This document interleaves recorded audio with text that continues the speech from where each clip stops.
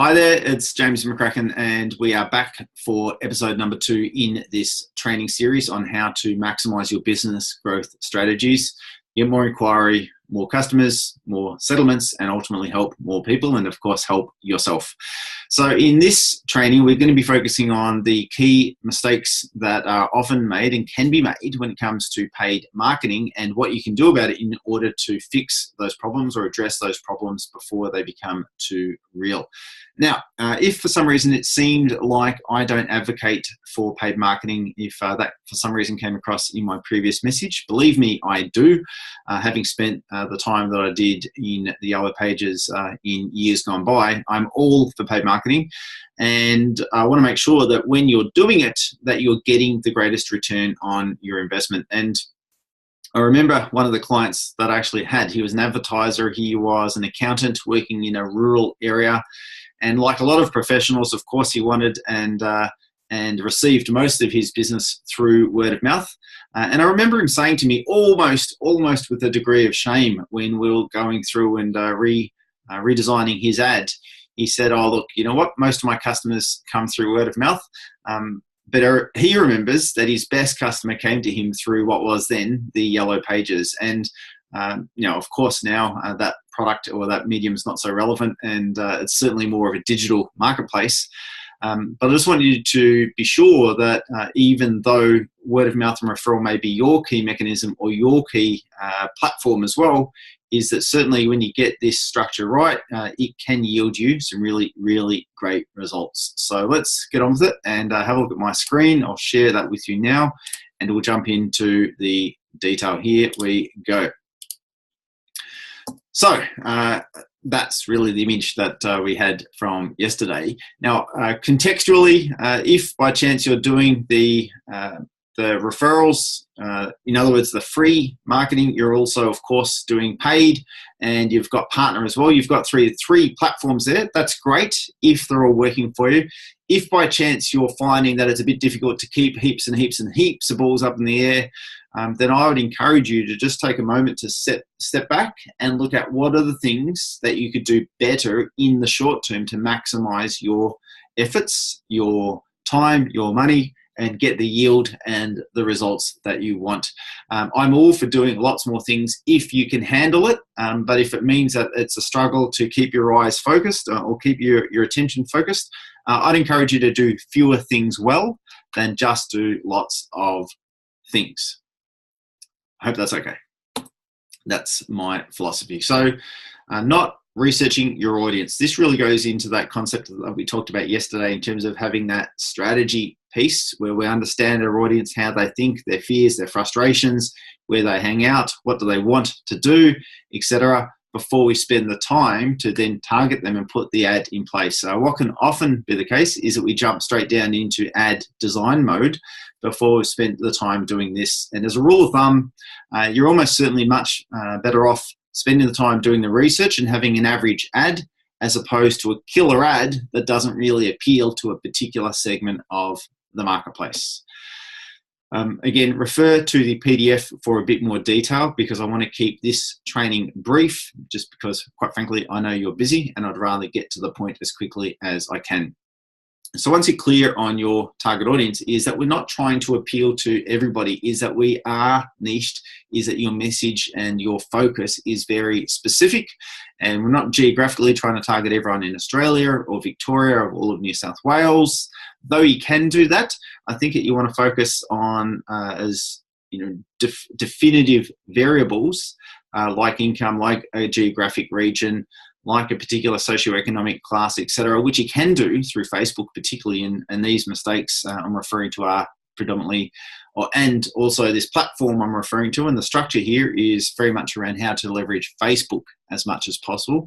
And I'm referring to that one because it's the most popular of the platforms around right now. So once you've got your clarity on your target audience, we want to make sure that we're not going too broad in terms of who we're trying to reach, but instead we're going with a niche audience.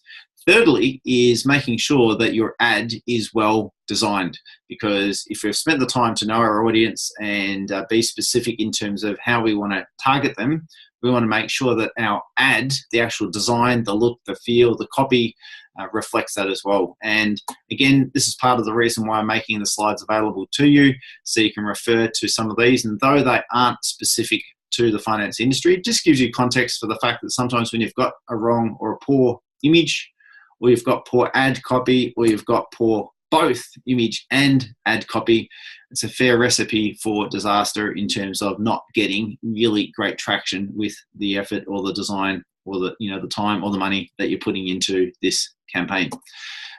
Or of course, you may not have a call to action either, which can also damage the effectiveness of what you actually want people to do. Next step is next challenge is being too impatient. So though the beautiful thing about digital is that it can tell you in a very, very short period of time how well a particular ad or a campaign is working for you, certainly as compared to other products like Yellow Pages, which you had to essentially run for 12 months and hope, wish and pray that it was going to work well for you. We don't want to be too impatient that we pull the ad before Facebook has a chance to recognize if it's actually working or not. And like is explained in the commentary, we want to make sure that we're giving the algorithm time to learn about you, so we can help refine and optimize your campaigns in a way that gives you the data that you need to know what's producing the best result for you and for your business. And based around that informed decision with good data, it will allow you to know which of your ads is producing the best result. And I say ads because oftentimes when you're doing this, it's important to run more than one, so you can then start doing a comparison to notice which one's actually getting you the best impact and the best impressions and the best click-throughs, etc. And lastly is that we don't maximize the value of the campaign. And so though I referred to this person yesterday saying that he didn't have any sales for the 115 odd leads, over time he probably will, right? He may get 3 or 4 or 5. He might even get 10 sales. And if he did, that'd be amazing, because at $900 for 10 new clients, that's like spending $90 for a new client, which is the biggest no-brainer of all time. So it's not to underestimate that even though we may not get immediate results, is that we do the things that can extract that value over time as well. Again, refer to the commentary for a bit more insight around that. And of course, there might be some other challenges that can come up, and these aren't always just specific to paid ads, and they're not just specific to Facebook. These can be other things that might come up, for example, through your website and other messaging. And so it's just a case of having some clarity and some context around these, so you might be able to use them as a checklist to understand which things you're doing exceptionally well, and potentially where you might need or want to refine what you do to make sure that your message, your brand, your projection of your credibility, etc., is exactly as you want it to be, and that it resonates with the people you want to target and do your business with. So that is really a quick summary and a quick overview, and I wanted to keep it brief because I understand you're fairly busy. Understand that we just want to keep the points succinct. And the next episode, we'll be looking at how we can take that effort and those inquiries and start to produce a good ROI through the conversion of them into appointments, etc. So please download the PDF, refer to this as many times as you need to, and I hope that you can take some of these insights away to understand which parts of your campaigns and your efforts are working really well, and potentially where you might want to tweak it or refine it in order for you to start getting the maximum possible result through the time, the money, and the effort that you're already putting in. So that's it for episode number 2. So until episode number 3, stay safe, talk to you soon, and bye for now.